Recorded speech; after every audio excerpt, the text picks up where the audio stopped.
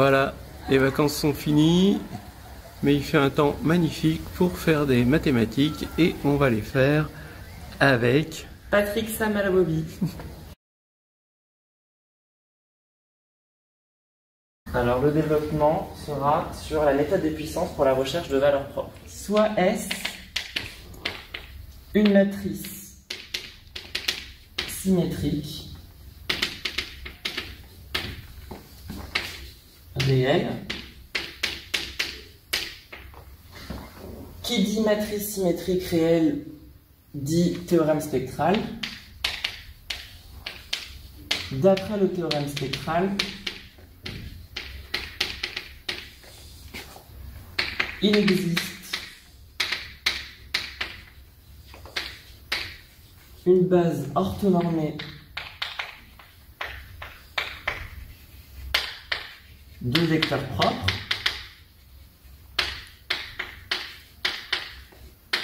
donc ici ce sera E1 à En et ces valeurs propres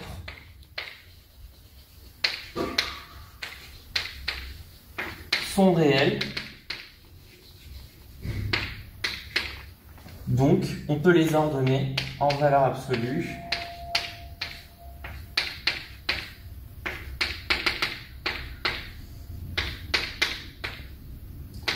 donc voilà ce qu'on sait pour l'instant sur cette matrice symétrique réelle et nous on va poser, on souhaite que la valeur propre lambda 1 soit strictement supérieure à toutes les autres valeurs propres. Donc ici par décroissance, si elle est strictement supérieure à lambda 2 en valeur absolue, elle l'est pour toutes les autres. Le but, ça va être de chercher justement cette valeur propre maximale. Pour cela, on pose de suite xn et yn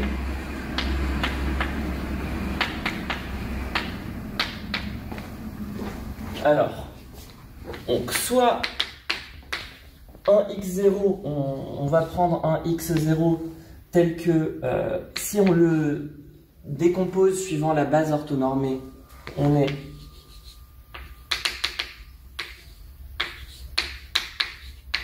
cette décomposition-là, et on souhaite un x0 tel que son coefficient par rapport à E1 soit non nul.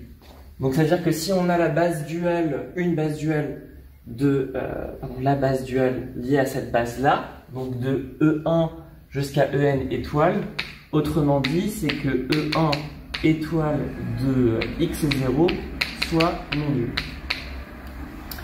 Et on définit la suite xn, donc on va normaliser en fait chacun des termes de la suite xn par une suite yn, donc ça sera xn sur norme de xn, ça avec, donc ça c'est la norme quadratique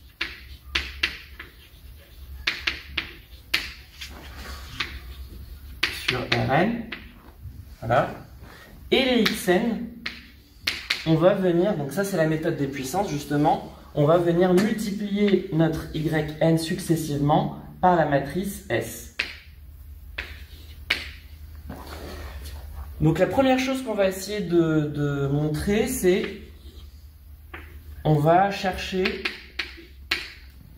le terme général de notre suite yn. Alors on va d'abord regarder les premiers termes.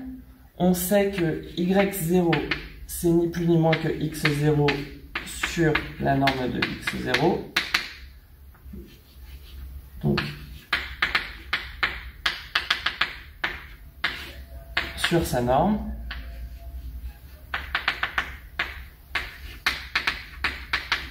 Voilà. Le but, ça va être de conjecturer en fait et montrer par la suite, par récurrence, les termes généraux. x1, c'est S de Y0. On va distribuer, je vais gagner un petit peu de temps, notre S à cette somme. Donc ça va nous donner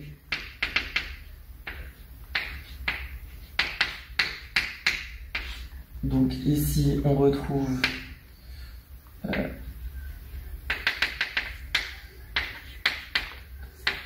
I. Voilà. Or, notre EI est un vecteur propre de S. Donc ça s'écrit également lambda I EI. Et on va venir ici factoriser par lambda 1.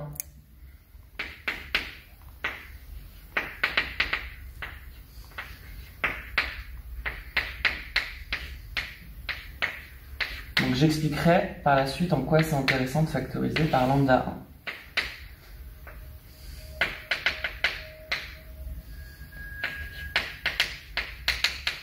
Voilà. Ensuite, ça donne, là aussi je vais épargner quelques détails de calcul. On renormalise x1. Là au dénominateur, ça sera simplifié. On va avoir le lambda 1 qui va sortir de la norme, ce qui va nous donner la valeur absolue de lambda 1. Donc lambda 1 sur valeur absolue de lambda 1, ça va nous donner le signe de lambda 1 fois donc tout ce qui est au numérateur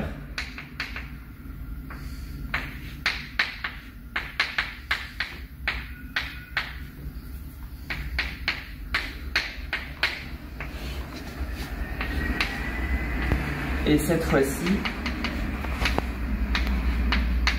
on aura la norme au dénominateur de ce qui est au numérateur.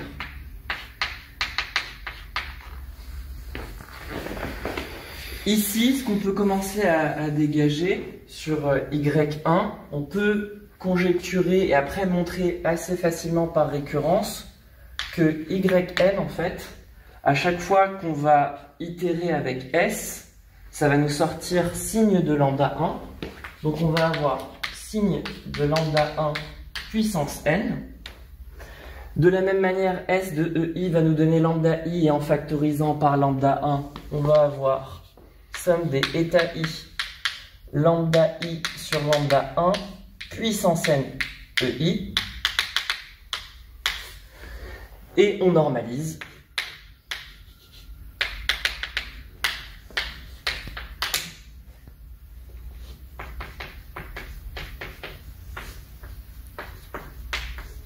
Voilà. Donc ça se montre assez facilement par récurrence. Et ici, ce qu'on va faire, c'est qu'on souhaite étudier la convergence de cette suite-là.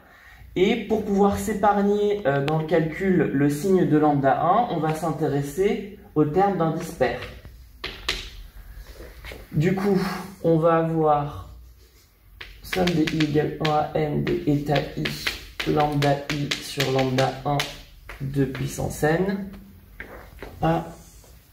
oui, c'est ça. C'est ça. EI sur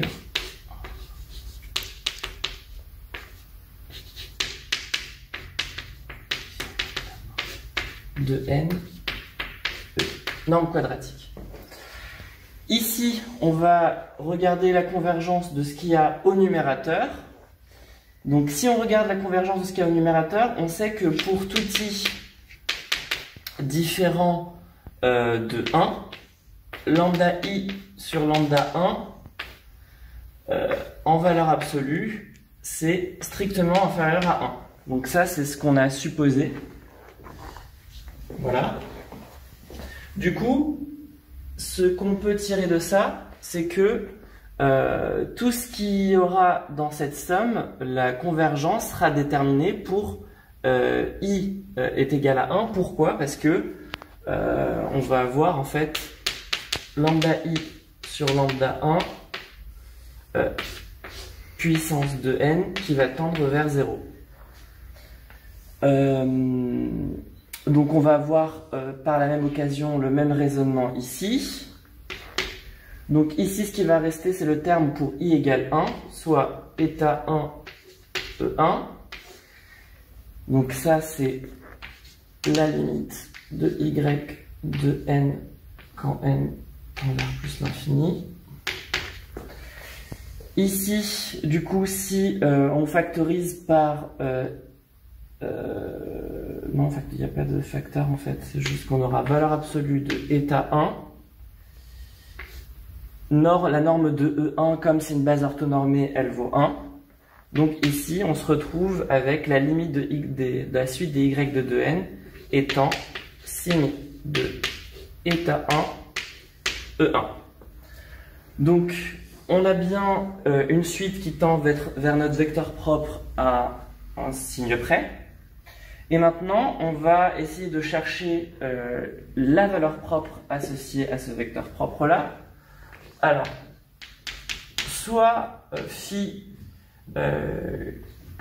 une forme linéaire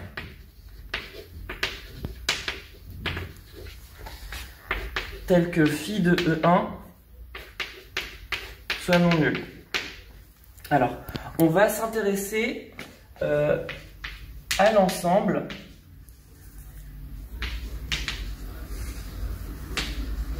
des x tels que phi de x soit différent de 0. Alors cet ensemble-là, c'est donc cet ensemble, c'est le complémentaire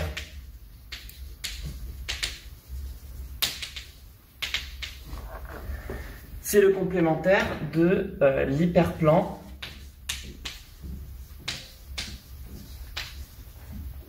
de phi orthogonal. L'hyperplan phi orthogonal, ça a une structure de fermé. C'est un fermé pour la topologie usuelle sur les espaces vectoriels de dimension finie. Donc, cet ensemble étant son complémentaire, alors c'est un ouvert de Rn. C'est un ouvert de Rn qui contient E1. Parce qu'on a dit qu'on prenait phi de telle sorte à ce que phi ne s'annulait pas en E1. De la même manière, s'il ne s'annule pas en E1, il ne s'annule pas par linéarité en moins E1. Ça veut dire que du coup, E1 ou moins E1 ont un voisinage tel que, donc il existe un voisinage de E1 respectivement moins E1 tel que phi de x est différent de 0 avec x appartenant au voisinage de E1 ou respectivement moins E1. Du coup, on peut définir une suite UN qui est égale à phi de S de Y de N sur phi de Y de N. Et on peut définir cette suite, elle est définie à partir d'un certain rang. Donc, par exemple, grand N. Parce que c'est à partir de ce certain rang, comme notre suite Y de N, elle tend vers E1 ou moins E1, on peut prendre le rang à partir duquel la suite rentre dans le voisinage de E1, de telle sorte à ce que cette suite soit toujours définie à partir de ce rang-là. Une fois qu'on a... Donc maintenant que cette suite est bien définie, or, par continuité de phi, qui est une forme linéaire, et de S un petit peu par abus de langage, c'est-à-dire pour tout x, la forme qui à x associe Sx, c'est linéaire, donc continu. On a donc U de n, la suite U de n va tendre vers phi de S, signe de état 1, E1, par caractérisation séquentielle de la limite, sur phi de signe de état 1, E1. Par linéarité, on peut sortir signe de état 1 qui va se simplifier en haut et en bas. S de E1, c'est ni plus ni moins que lambda 1 E1. Donc on va avoir lambda 1 phi de E1 sur phi de E1.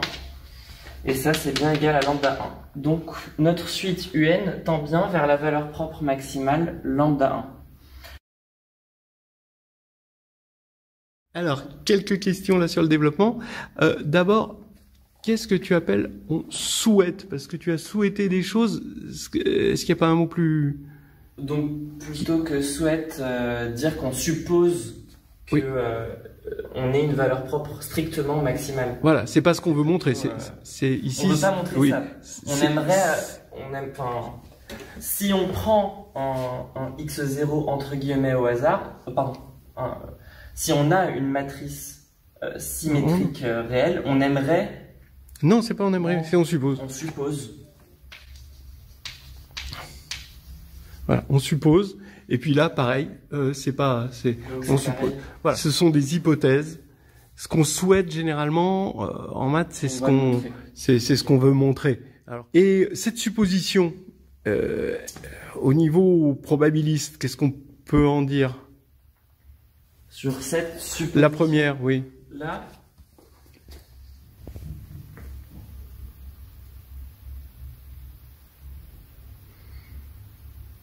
Je dirais qu'on devrait avoir plus de chances d'avoir une valeur propre.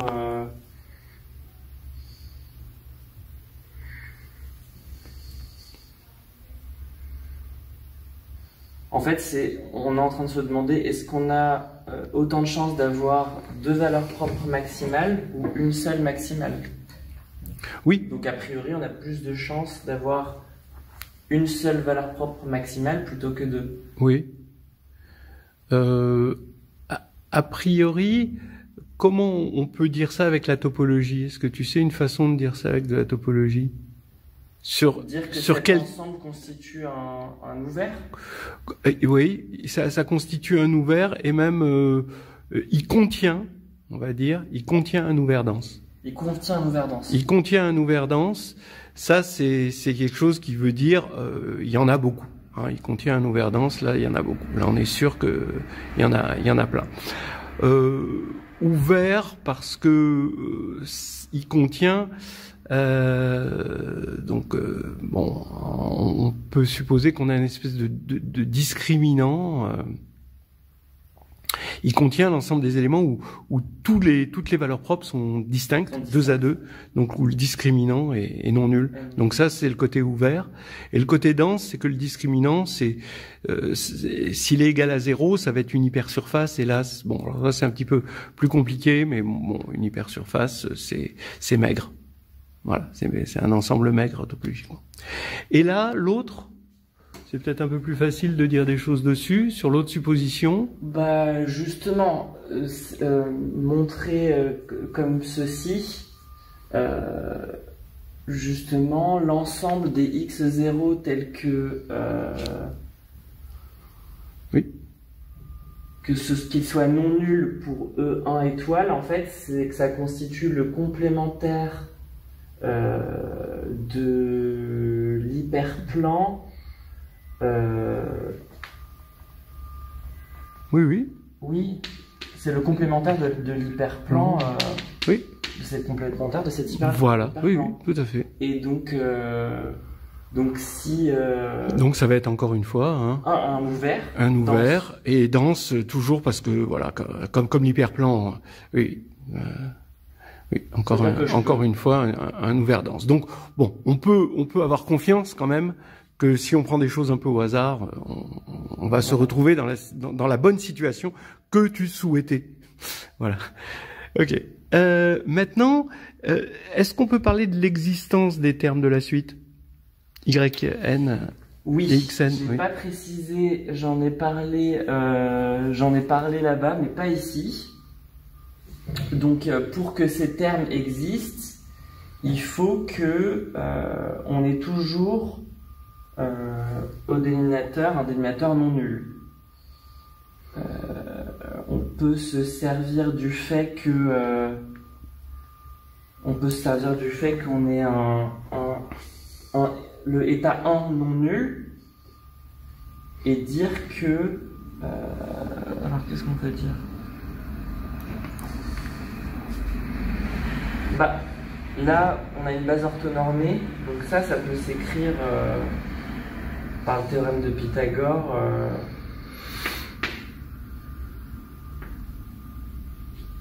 Mais oui, mais c'est le cas général en fait. C'est celui-ci que je dois prouver. Oui. La norme quadratique de ça. On voit là la vitesse. Oui, oui, oui. Je vais me rapprocher. La norme quadratique, c'est la somme, c'est racine de la somme des i égale 1 à n des états i carré lambda i sur lambda 1 carré. Ouais, donc c'est non nul. Ça c'est non nul parce que de toute façon voilà. Je peux mais minorer par... Alors du coup ça me donne envie de poser la question suivante. Si on n'avait pas pris la norme quadratique, ça aurait marché quand même. Pourquoi? Sans Pythagore. Par inégalité triangulaire de la norme. Ah, l'inégalité, elle nous donne dans l'autre sens. C'est pas l'inégalité triangulaire, c'est une autre des propriétés de la norme. Oui, oui, elle est définie. Enfin, là, c'est un vecteur non nul. Voilà. Donc, et pourquoi il est non nul? Parce que j'ai au moins état 1. Voilà. Oui. Et lambda 1? Et lambda 1 sur... Non, non. Ah oui, parce que le terme en E1, c'est état 1. Oui, oui. Oui. Et là, lambda 1 aussi, on se sert du fait qu'il est non nul. Bon, bah donc, tout va bien. Donc, notre suite, elle marche bien. Ok. Et on trouve ça. Alors maintenant, qu'est-ce qui se passe si jamais on n'a pas de chance et que x0, le x0 qu'on a choisi comme ça au hasard, pour calculer notre valeur propre, si jamais x0 était tel que E1 étoile x0 égale 0. Voilà, bon, c'est vraiment pas de chance, mais qu'est-ce qui se passerait? Bah, si... bon, déjà, c'est pas compliqué de prendre un x0 non nul. Ça voudrait dire que si état 1 est nul, on aura... un état i, un autre état i non nul en tout cas, si c'est pas état 1, et dans ce cas-là, ça voudrait dire qu'on risque de converger vers un autre vecteur propre en fait de ma base. Et dans ce cas-là, en fait, on peut pas avoir de garantie que ce vecteur propre soit celui dont la valeur propre est maximale. Du coup, ce qu'on peut faire, c'est que comme on est dans un ouvert dense pour l'ensemble des x0 dont le état 1 est non nul, a priori, les probabilités sont en notre faveur. Donc il faudrait prendre plusieurs x0, rechercher les valeurs propres, les faire converger. Par exemple, je ne sais pas, calculer les 20 premiers termes et comparer les valeurs propres et prendre celle dont la valeur propre serait la plus grande. Impeccable. Bon, alors très bien. Donc maintenant, bon, on a vu un petit peu toutes les composantes du développement là, qui est bien. Mais maintenant, alors on va dire qu'on a une première valeur propre.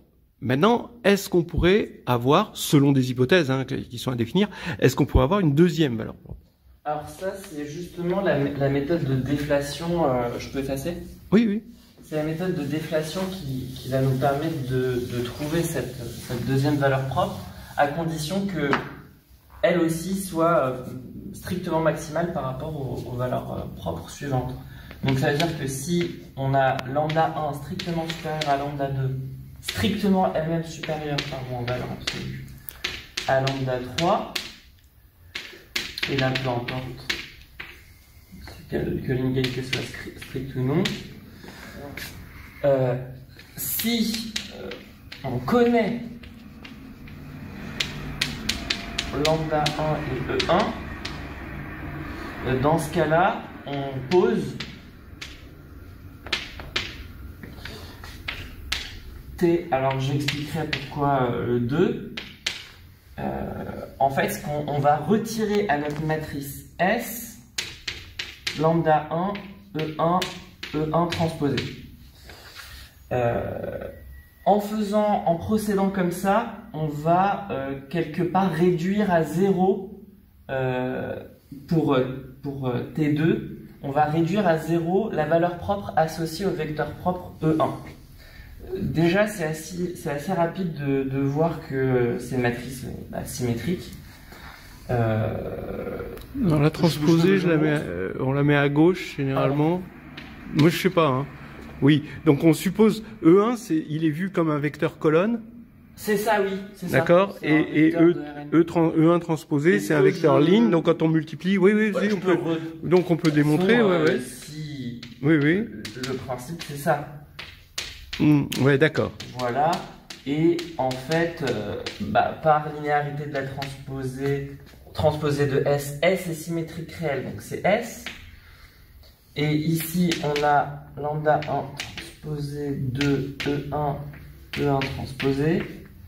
Et dans ce cas-là, on a S moins lambda 1, E1 transposé, on retrouve E1 et E1 transposé, qui est en fait T2. Donc là, on a l'aspect symétrique et réel, parce que de toute façon, là, tous leurs coefficients sont réels, de T2. Donc, T2, par la même occasion d'après, le théorème spectral est diagonalisable sur une base orthonormée. Et en fait, ce qui est pratique avec le fait de poser T2 ainsi, c'est que la base orthonormée de S de vecteur propre est aussi une base de vecteur propre de T2. Donc ça, si on prend un I quelconque dans 0, un L, pardon, et qu'on calcule T2 EI, on va avoir S, bon je vais l'écrire, S EI moins lambda 1 E1, E1 transposé EI. Ça, on retombe sur lambda I EI parce que on se sert en fait du fait que ce soit un vecteur propre de S. Et ici, on retombe en fait sur le produit scalaire usuel sur Rn. Donc c'est E1 EI. Voilà. Et c'est là en fait que c'est intéressant d'avoir une matrice symétrique réelle, c'est que on a décomposé sur une base orthonormée, et ça c'est Kronecker de 1i.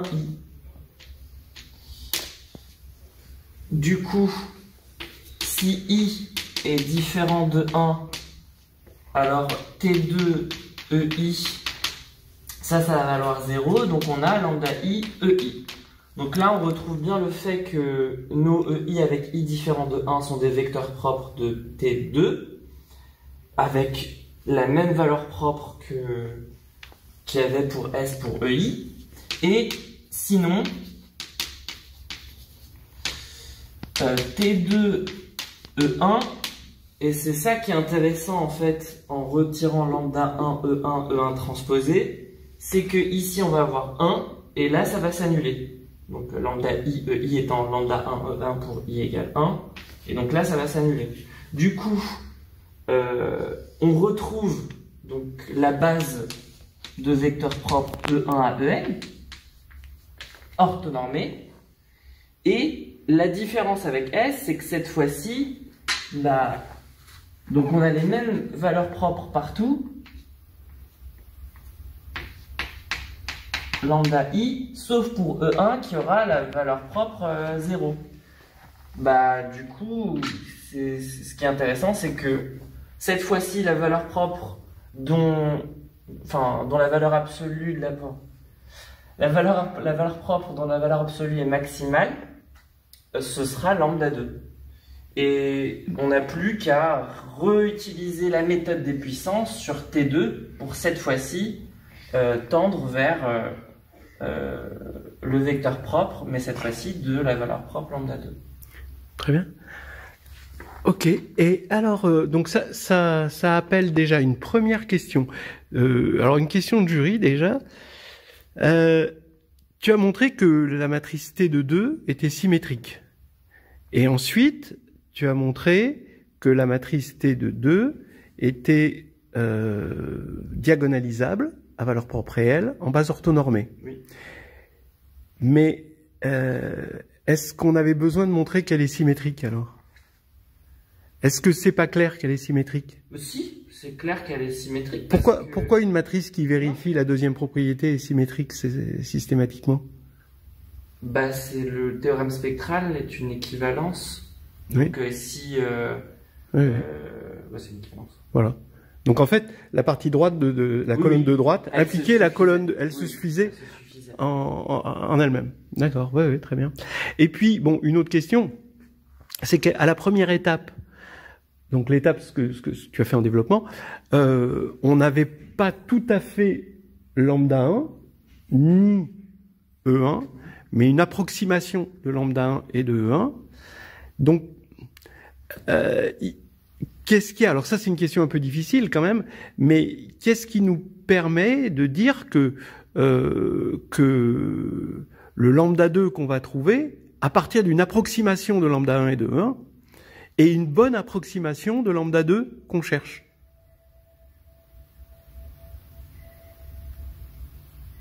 Oui, parce que l'idée, c'est... En fait, cette hypothèse, elle est très forte. L'idée, ça serait... pardon, celle-ci, elle est très forte. De connaître lambda 1 et E1. Oui. L'idée, ça serait... Parce qu'on connaît en fait une approximation de lambda. Une approximation, voilà, donc on de peut, lambda voilà. 1, E1. Ça voudrait dire que ici, dans T2, on n'enlèverait pas lambda 1, E1, E1 transposé, mais l'approximation, quoi. Mmh. Voilà. Voilà. Et la question, c'est est-ce que le fait de prendre une approximation de lambda 1 et de E1, est-ce que ça nous garantit d'avoir une approximation? Une bonne approximation, de lambda, de lambda 2. Ouais. Comment ça peut se dire topologiquement, quoi, en termes de topologie?